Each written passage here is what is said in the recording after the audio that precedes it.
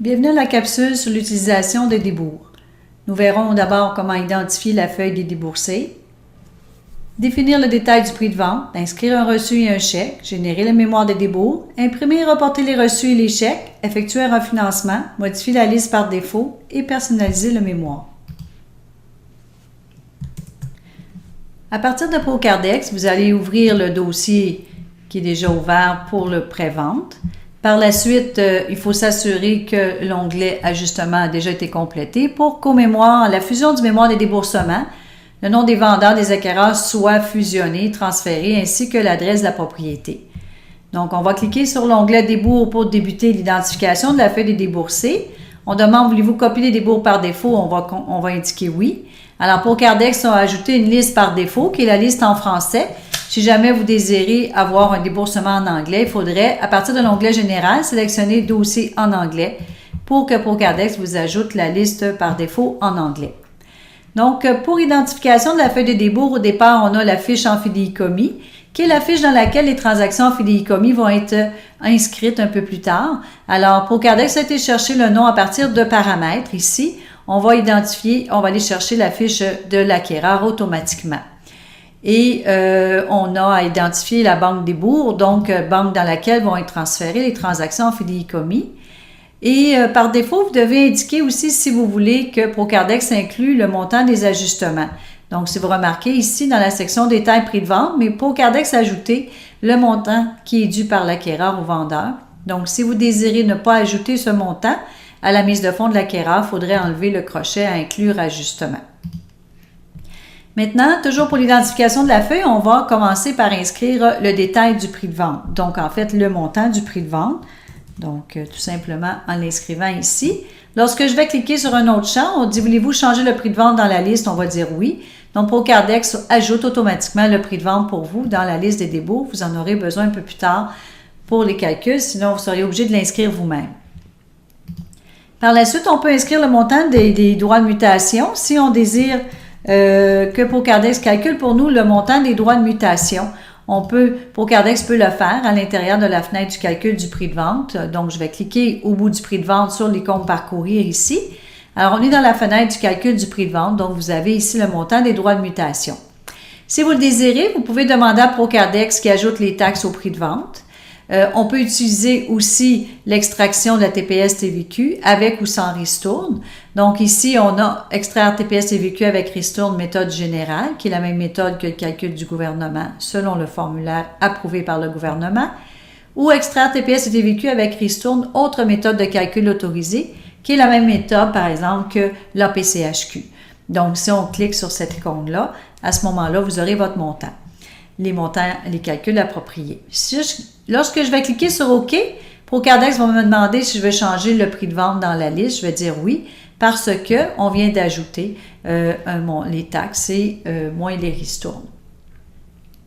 Alors, vous avez le montant maintenant, prix incluant les taxes.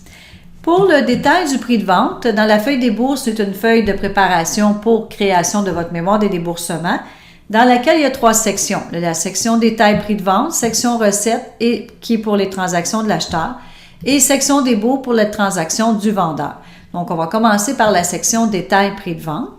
Donc, on a déjà le montant inscrit ici pour le détail du prix de vente incluant les taxes. Dépôt versé à l'agent d'immeuble. Si c'était le cas, on fait un double clic. On va tout simplement inscrire le montant du dépôt. On clique sur OK. S'il y a eu un dépôt versé au vendeur, on fait un double clic. On va inscrire aussi le montant tout simplement. On clique sur OK. Et on pourrait compléter solde de prix de vente et prise en charge d'hypothèque si c'était nécessaire. Et on a la ligne de mémoire d'ajustement qu'on avait dit tantôt. Alors, ProCardex a défini que le total qui est à recevoir pour l'acquéreur est ce montant. Et dans la colonne différence, vous avez exactement le même montant. Ça nous donne le montant qui doit être reçu par l'acquéreur. Et dans la section débours, on a exactement le montant, qui est le montant qu'on va transférer au nom du vendeur, qu'on va payer au nom du vendeur en fait. Alors, on commence par la section recettes, donc pour les transactions de l'acheteur. Donc, je reviens ici. Je commence par la première ligne déboursée hypothécaire, on fait un double clic. Et vous avez devant vous un premier reçu. Donc, le reçu, on ne doit pas indiquer le numéro de reçu ni la date. On va tout simplement inscrire le montant du déboursé hypothécaire. Donc, par exemple, 225 000. On va indiquer la provenance, donc virement, transfert ou selon le cas. Le tri, c'est l'ordre dans lequel sont placées les lignes. On peut avoir le reçu autant en français qu'en anglais. Et Procardès va faire le reçu au nom des deux acquéreurs, qui a à l'intérieur des paramètres toujours acquéreur numéro 1, numéro 2. Et le déboursé hypothécaire, l'objet peut être modifié par défaut si vous le désirez. Et la Chambre des notaires propose que l'adresse soit toujours inscrite sur chaque reçu et sur chaque chèque. Donc, je reviens à l'onglet Général. Pour copier mon adresse, par exemple, je reviens à Débours, je refais à nouveau double-clic sur ma ligne déboursé hypothécaire et je vais tout simplement coller. Et je vais pouvoir utiliser l'adresse. Donc, on termine avec OK pour le reçu. Par la suite, honoraire pour prêt dû par l'acquéreur. En fait, là, ici, on a le montant dans la colonne différence que l'acquéreur devrait apporter. Par contre, dans ma feuille Débours, moi, je désire ajouter les honoraires qui vont être payés au nom de l'acquéreur pour le notaire. Donc, je fais un double-clic sur la ligne. Donc, on a devant nous un chèque. Alors, un numéro de chèque, on ne le met pas pour l'instant, ni la date. On va tout simplement mettre le montant des honoraires. L'ordre dans lequel sont les lignes, même chose pour le chèque, peut être fait en anglais, en français. Et on va inscrire l'adresse du notaire. Là, vous avez la possibilité de rechercher la fiche correspondante et de la glisser sur le chèque. Ou si vous connaissez le code de la fiche, par exemple ici notaire 1, on va tout simplement inscrire le code, on clique dans la zone en dessous et c'est fait. On peut aussi modifier l'objet du chèque. On va faire bouton droit de la souris pour coller à nouveau l'adresse qui est toujours en mémoire. Donc voilà pour le chèque. Et on termine ici avec la mise de fonds de l'acquéreur, qui est le bon montant ici. On fait un double-clic. Alors, pas de numéro de reçu, pas de date. Le montant est bon. On va tout simplement indiquer la provenance, le tri, la langue à nouveau. Le reçu est fait pour les deux acquéreurs. Et il nous reste qu'à compléter à nouveau l'adresse avec bouton droit, coller à nouveau. Et on clique sur OK. Alors, la colonne différence est à 0, c'est que je balance. Je balance pour la section recettes. On y va maintenant pour la section des débours. Donc, on va inscrire le remboursement hypothécaire ici, par exemple. Donc, c'est un chèque, pas de numéro, pas de date. On inscrit tout simplement le montant du remboursement hypothécaire lorsqu'on a l'information. Maintenant, on peut avoir des fiches. Vous avez probablement créé des fiches, une fiche pour votre quittance. Donc, on va glisser tout simplement la fiche et à nouveau, ajouter ici l'adresse de la propriété. On clique sur OK pour terminer et on continue. Alors, on va ici inscrire le certificat localisation. Par exemple, ici, on va mettre le montant, toujours pas de numéro ni de date. Et on va mettre la fiche où vous pouvez écrire vous-même l'adresse de l'arpenteur. Si vous avez déjà des fiches de créer, bien, vous allez pouvoir les réutiliser. Donc, c'est le temps de créer de nouvelles fiches si vous le désirez. Si vous n'avez pas déjà une fiche, vous pouvez cliquer sur « Nouvelle fiche » et ajouter une nouvelle fiche et pouvoir la réutiliser par la suite sur d'autres chèques si vous le désirez. Alors, je vais toujours coller l'adresse de la propriété. On clique sur « OK », on continue avec la commission pour l'agent d'immeuble. Ici.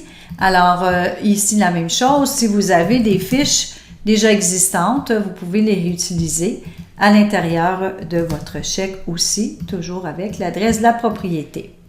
On termine avec les honoraires du notaire ici. Donc, on va tout simplement inscrire le montant approprié et à nouveau, écrire le code du notaire. Évidemment, on le connaît habituellement.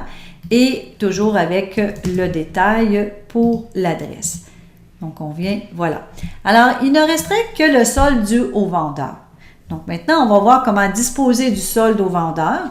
Donc, vous avez la possibilité de remettre le montant total au vendeur, soit par chèque, ou ça peut être pour un transfert ou virement dans un autre compte de notaire, par exemple, ou vous aurez peut-être besoin de faire une traite bancaire. D'accord?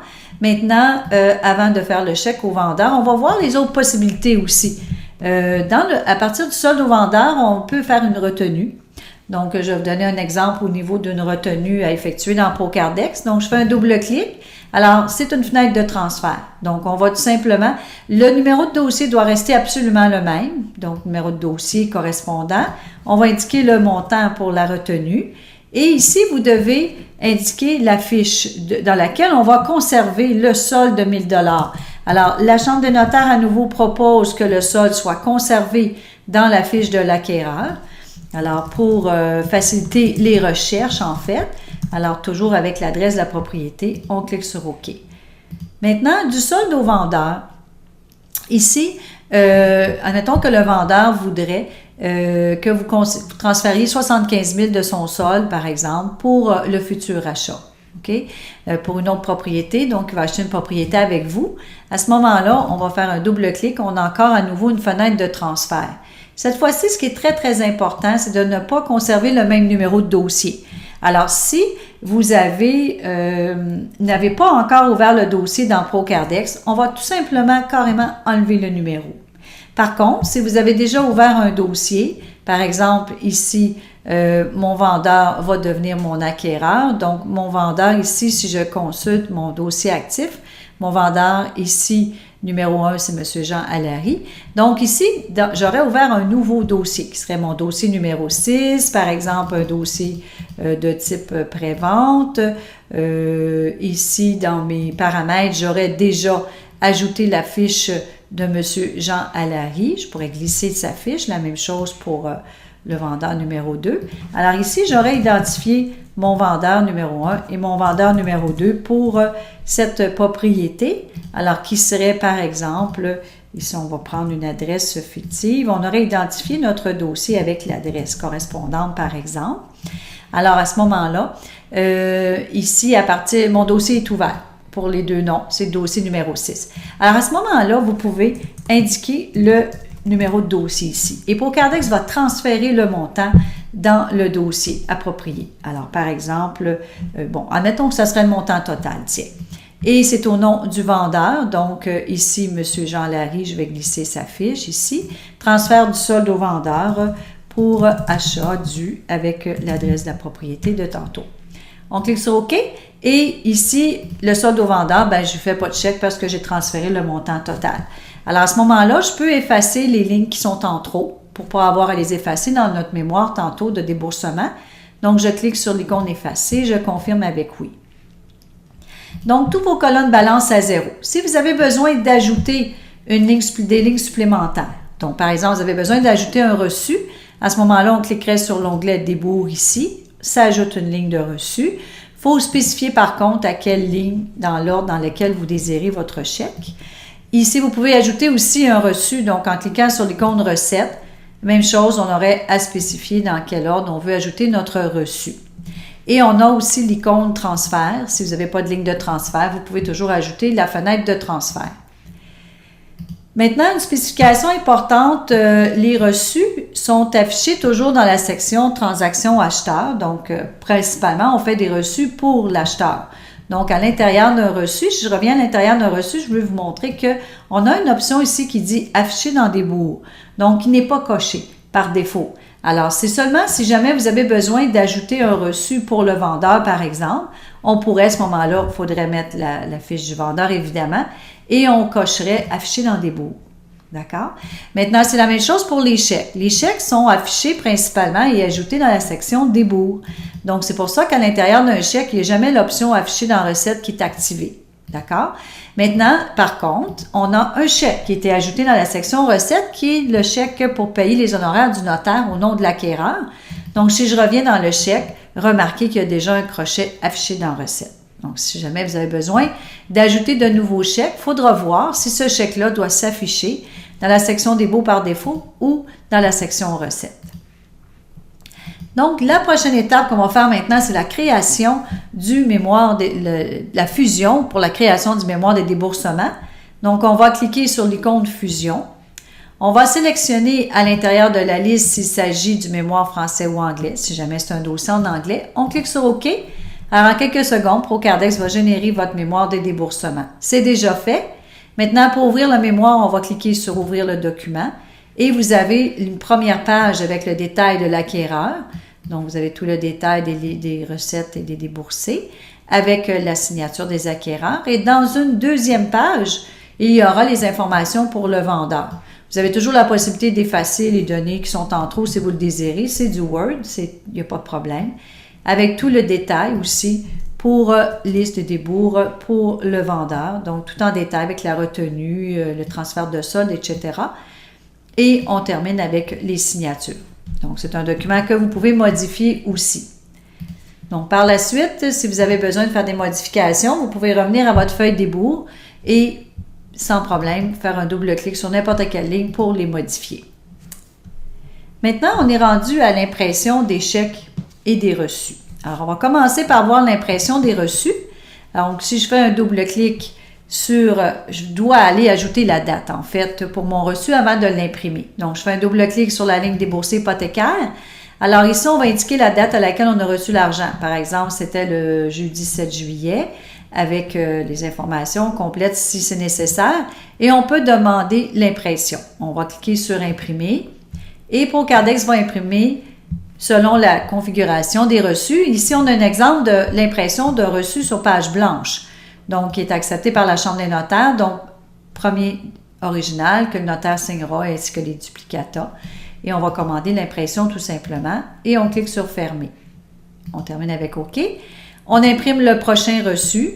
Même chose, on va double-clic, on ouvre la fenêtre. On doit indiquer la date à laquelle on a reçu l'argent de l'acquéreur, par exemple le 8 juillet. Et on peut commander l'impression. Si vous fermez la fenêtre, on clique sur OK. Là, vous venez de faire une modification. ProCardex dit « Certains des bouts ont été modifiés depuis votre dernière fusion. Voulez-vous refusionner votre mémoire? » Alors évidemment, si vous avez besoin de le refusionner parce que vous avez fait une correction d'un montant, peu importe, on pourrait dire oui. Cette fois-ci, on va dire non. C'était juste seulement pour mettre la date. Là, si vous remarquez, je ne l'ai pas imprimé. Par contre, je peux utiliser aussi une autre façon d'imprimer, c'est qu'on clique sur l'icône imprimer ici et on pourrait demander d'imprimer le reçu courant. C'est une autre possibilité. On clique sur OK à nouveau. C'est le format approprié pour le reçu. Je ferme la fenêtre et voilà. Si vous avez besoin de réimprimer un reçu, à ce moment-là, ça dépend si c'est un reçu sur papier blanc ou impression sur reçu prénuméroté. Donc, si c'est sur papier blanc, on ouvre la fenêtre, on conserve le même numéro et on clique tout simplement sur « Imprimer ». On l'imprime à nouveau. Par contre, si c'est un reçu pré-imprimé, vous devez effacer le numéro pour que ProCardex prenne le prochain numéro et on cliquerait sur l'imprimante. Et voilà, ProCardex sait à quel numéro il est rendu. On demande d'imprimer, tout simplement. On ferme et OK. Voilà.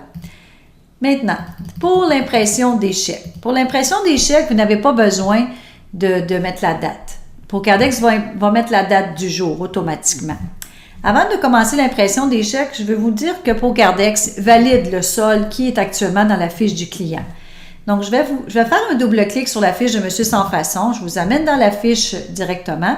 Alors, sur l'onglet Fidéicommis, ProCardex affiche l'onglet Fidéicommis et il n'y a aucune inscription de fait en ce moment. Donc, le solde est à 0. Alors, vous allez voir que lorsque je vais commander l'impression des chèques, ProCardex va m'aviser que le solde est à 0. Alors, on y va maintenant. On clique sur l'icône Imprimer et on va sélectionner tous les chèques. On va dire OK à ça. Alors là, on a un avertissement. On nous dit le solde actuel dans la fiche est à 0. Le total des chèques, tel montant. Si vous continuez, le solde de la fiche pourrait être en négatif. Suite à l'impression et au report des chèques. Voulez-vous continuer? On pourrait quand même les imprimer si on le désire. Et ça, c'est une première possibilité. Maintenant, ici, je vais juste aller modifier une option pour vous montrer l'autre possibilité et je vous montrerai les configurations à la fin de la formation. Donc, je vais demander l'impression à nouveau de tous les chèques et je clique sur OK. Alors là, j'ai un avertissement qui m'empêche d'imprimer les chèques complètement. Donc, le solde est à 0, total des chèques, le solde est insuffisant. Procéder à l'impression et au report des reçus du dossier avant de poursuivre. Alors là, c'est une option qu'on a activée pour empêcher l'impression des chèques si les reçus ne sont pas reportés. Alors, c'est l'opération que je vais faire maintenant. Donc, pour reporter un reçu, on sélectionne la ligne du reçu à reporter. On va cliquer sur l'icône « Reporter ». Maintenant, on dit ici « Appuyer sur « Oui » pour faire le report de toutes les transactions ». Là, je ne peux pas parce que je ne veux pas reporter mes chèques. Ils ne sont même pas imprimés. On dit « Appuyer sur « Non » pour faire le report de la transaction courante ». Donc, c'est l'option que je vais utiliser. Donc, je vais cliquer sur le bouton « Non ». Donc, si je fais double-clic sur la fiche de Monsieur Sans Façon, regardez, il y a juste un reçu de reporter maintenant. Alors, il n'y a pas suffisamment. On va reporter aussi le reçu pour la mise de fonds de l'acquéreur. Donc, je sélectionne la ligne, je clique sur reporter et je vais cliquer à nouveau sur le bouton non. Alors, si je fais double-clic pour entrer dans la fiche de Monsieur Sans Façon, on a tout ce qu'il faut maintenant dans la fiche pour imprimer nos chèques. Donc, maintenant, je vais commander l'impression de tous les chèques. Donc, je clique sur l'icône imprimer. Je demande d'imprimer tous les chèques. Je pourrais imprimer le chèque courant si je le désire, mais je vais demander l'impression de tous les chèques. On clique sur OK. Et maintenant, vous avez devant vous le format des chèques qui, évidemment, se fait sur des chèques prénumérotés. Alors, l'original plus toujours du duplicata pour chaque chèque à imprimer. On clique sur Fermer pour terminer ici. Alors, tous les chèques sont imprimés.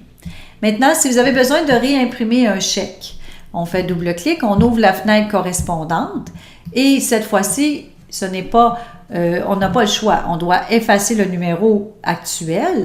J'efface sur mon clavier le numéro et je demande d'imprimer tout de suite. Et ProCardex sait à quel numéro il est rendu. On commanderait à nouveau l'impression, etc. Et on clique sur Fermer pour terminer.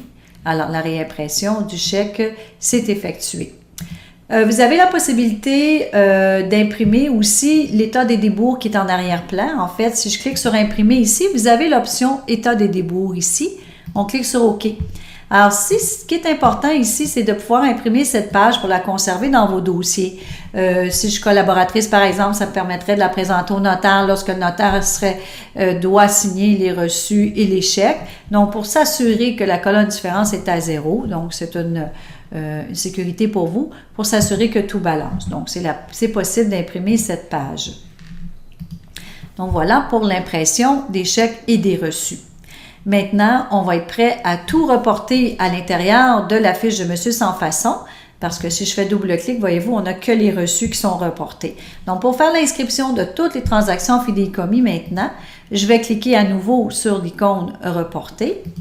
Et cette fois-ci, je vais pouvoir cliquer sur « Oui » pour reporter toutes les transactions. Donc, automatiquement, maintenant, si je fais un double-clic à nouveau, vous voyez que toutes les transactions sont inscrites. Maintenant, dans le dossier, ce qui nous indique que c'est reporté, mais vous avez à la dernière colonne au bout, une colonne reportée ici, ça nous indique que c'est fait. Une fois que c'est reporté, on ne peut plus rien modifier à l'intérieur du dossier. Alors, on n'a plus d'imprimante. Oh, pardon, je vais sur une ligne de chèque. On n'a plus d'imprimante. Si j'essaie d'écrire quoi que ce soit, c'est plus possible. Alors, ce n'est plus à l'intérieur du dossier qu'il faut faire les corrections. C'est à l'intérieur de la fiche du client à ce moment-là. Alors, une fois que c'est reporté, je vais faire un double-clic à nouveau pour revenir dans la fiche du client. Je vais même fermer mon dossier pour vous montrer que tout est reporté à l'intérieur de la fiche. Si vous désirez annuler un chèque, cette fois-ci, il y a une mauvaise impression ou il y a un problème, à ce moment-là, il faudra sélectionner la ligne correspondante à détruire, par exemple, et on va ici sélectionner l'option « Renverser ». Vous devrez confirmer avec « Oui » et recommencer à faire, par exemple, si je veux renverser, je vais dire oui, tiens, tout simplement, je vous donne un exemple. Alors, on met la raison, par exemple, erreur d'impression, on clique sur OK et automatiquement, ça a été renversé et vous pouvez refaire votre chèque. Alors, à ce moment-là, on va cliquer sur Débouts ici et on va refaire le chèque tout simplement, qui était le chèque pour les honoraires du notaire. Oui, c'est ça, pour l'acquéreur. Alors, ici, honoraires et pour acquéreur, par exemple. Et ici, on mettrait le code de la fiche du notaire. Tout simplement, on demande l'impression.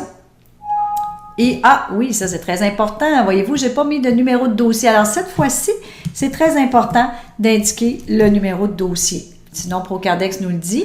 Et on peut commencer l'impression maintenant. Commander l'impression de votre chèque. Et voilà, on clique sur OK une fois qu'on s'assure que c'est bien fait. S'il y a encore un problème, on pourrait effacer le numéro pour en réimprimer un autre. On clique sur OK. Alors, il reste un solde au vendeur de 1 000 $. Vous vous souvenez, c'était la retenue. Alors, ici, on aurait la possibilité de faire notre chèque final. Vous devez faire votre chèque final une fois que c'est réglé. On va revenir dans la fiche de Monsieur Sans Façon pour faire un chèque final, par exemple, à notre vendeur de 1 000 $ et avoir le solde à 0 pour notre dossier. Maintenant, vous vous souvenez qu'on avait ici transféré toutes les données, donc les reçus, les chèques et le transfert de 1 000 $ pour la retenue. Donc, on a DT qui est déboursé transfert, RT pour recette transfert et on a ici le 75 000 qui était transféré dans l'autre dossier. Alors, il doit avoir un RT dans une autre fiche. On a transféré ça à M. Allary ici. Alors, donc, si je vais dans la fiche de M. Allary, on va retrouver en fidéicommis ici le montant qui a été transféré et aussi dans le dossier surtout.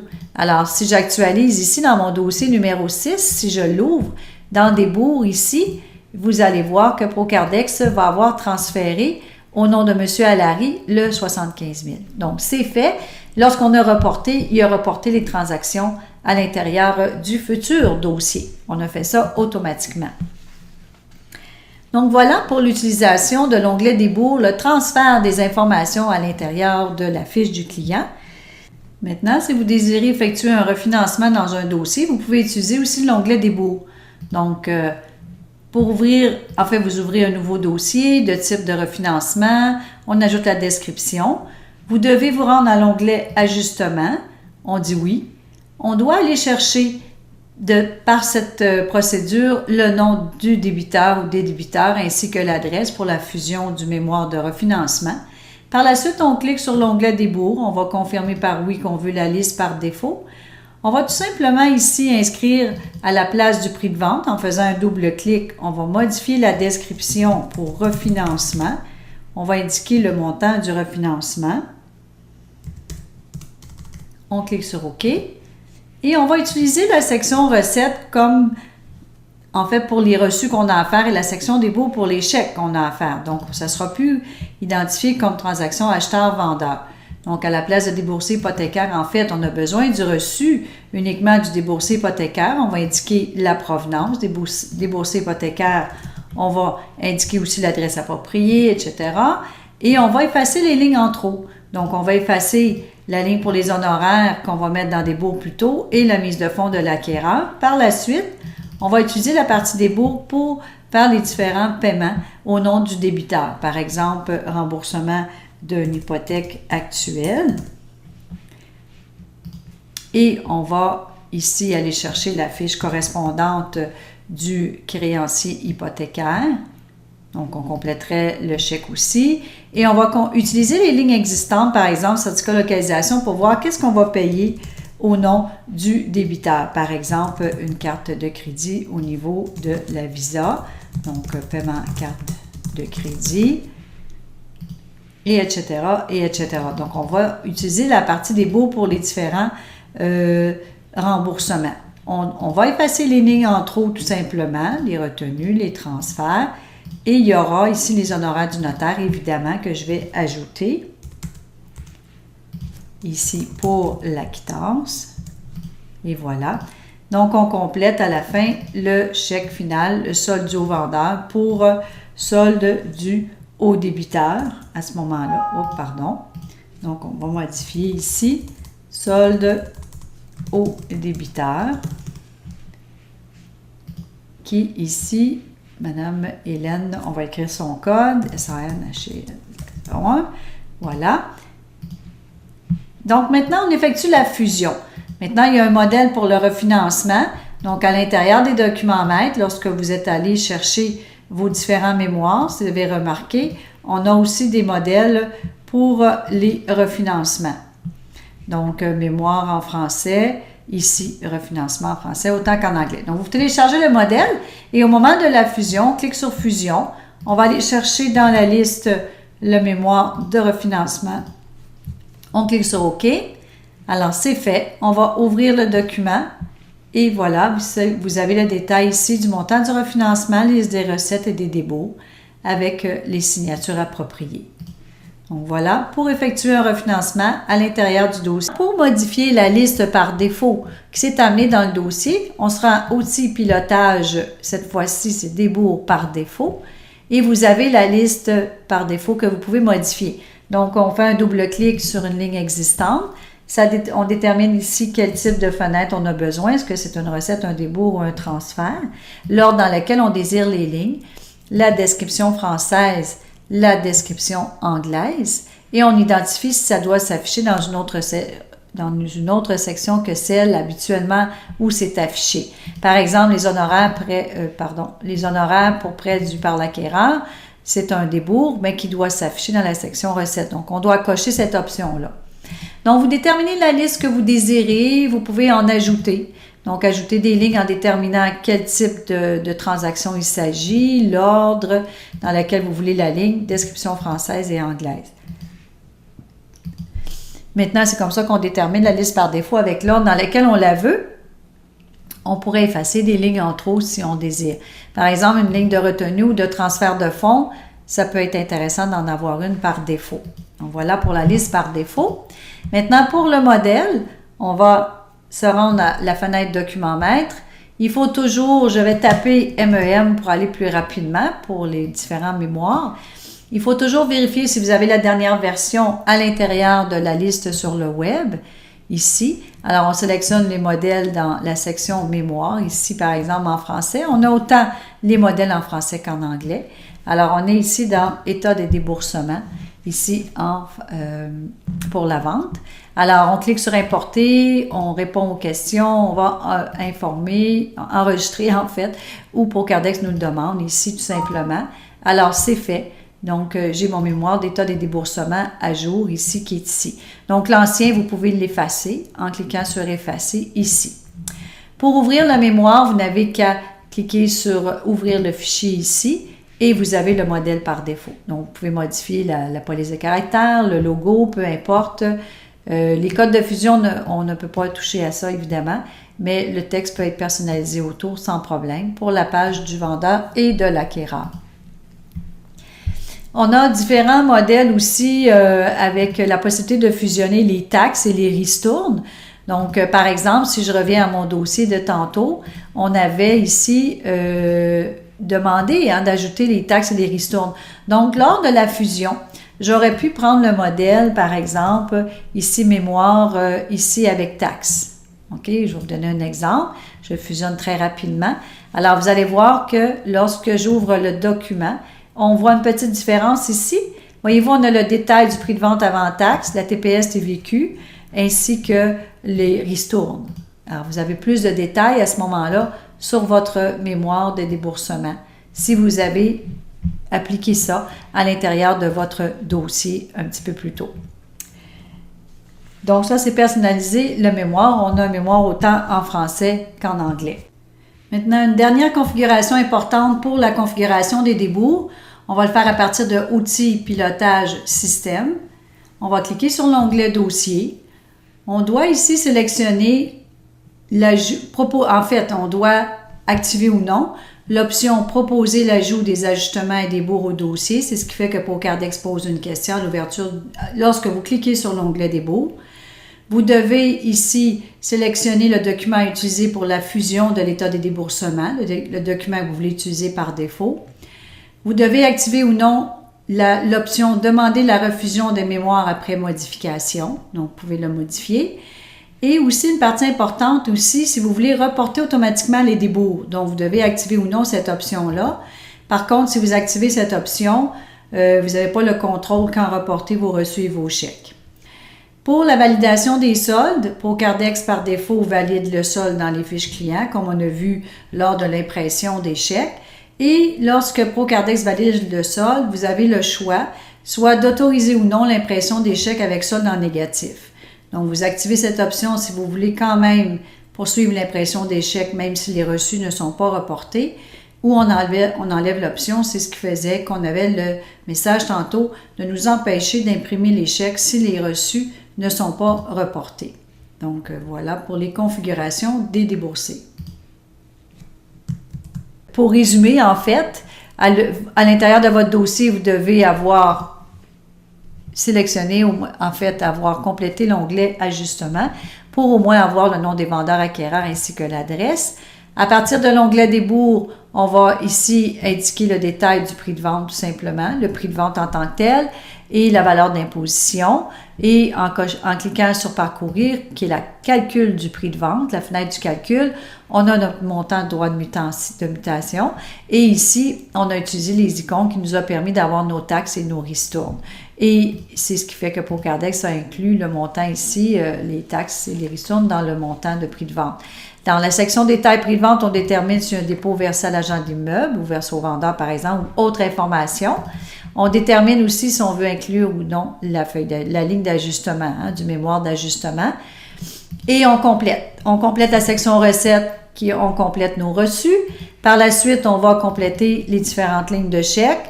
On peut ajouter une fenêtre de chèque à l'aide de l'onglet débours. On peut ajouter une ligne de reçu aussi si on le désire, ou une fenêtre de transfert aussi si nécessaire.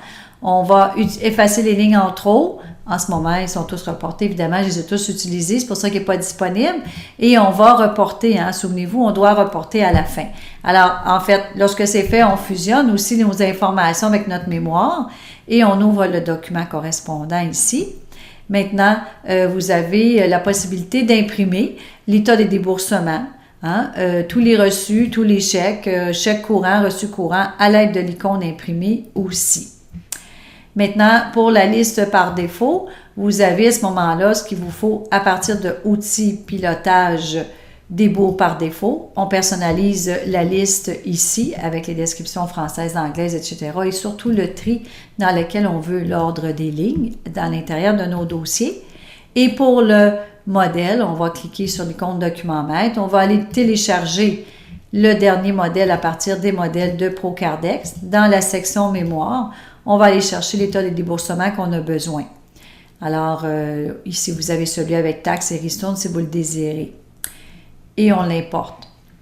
Une fois que c'est fait, si on veut ouvrir et modifier le modèle, à ce moment-là, on va le sélectionner et on va cliquer sur « Ouvrir le fichier » et vous avez la possibilité de modifier votre modèle. Donc voilà pour l'utilisation de l'onglet débours à l'intérieur des dossiers.